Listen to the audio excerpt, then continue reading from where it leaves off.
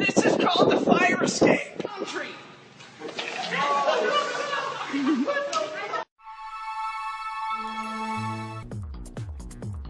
An exit route is a continuous and unobstructed path of exit travel from any point within a workplace to a place of safety. The continuous and unobstructed path to safety includes the exit access, which is the part of the path leading up to the exit, and the exit discharge, which leads to the outside.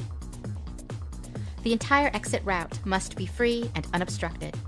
Take a moment to check the exit route for obstructions and remove any objects that are obstructing the route. Exit routes must be free of explosive or highly flammable materials and be arranged so that employees will not have to travel toward a high-hazard area unless it is effectively shielded. Emergency safeguards, such as sprinkler systems, alarm systems, fire doors, and exit lighting, must be in proper working order at all times. The exit route must support the maximum permitted occupant load for each floor served. Capacity must not decrease in the direction of exit route travel to the exit discharge. The ceiling must be at least 7.5 feet high, and an exit access must be at least 28 inches wide at all points. A side-hinged door must be used to connect any room to an exit route. A door that connects any room to an exit route must swing out in the direction of exit travel if the room is designed to be occupied by more than 50 people or contains high-hazard contents. Exit doors must be unlocked and accessible. Occupants must be able to open exit doors from the inside at all times without keys, tools, or special knowledge.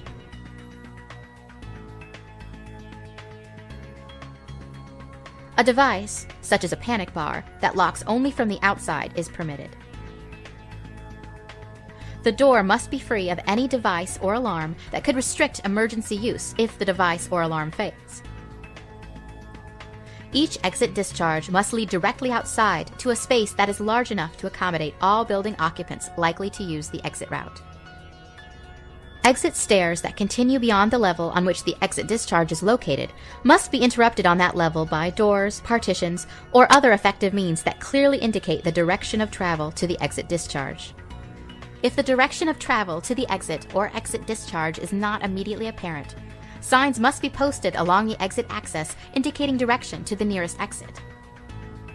The line of sight to an exit sign must clearly be visible at all times.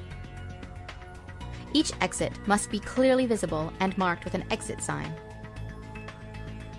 Each exit route door must be free of decorations or signs that obscure the visibility of the door.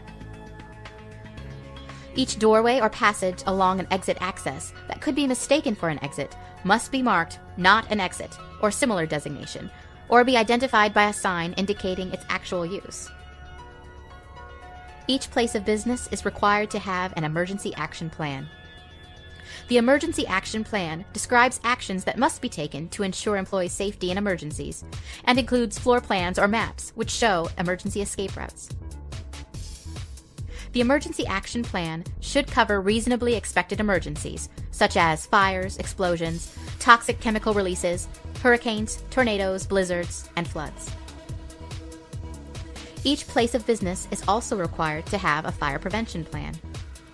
Each plan should include a list of the major fire hazards and handling, storage, and control procedures.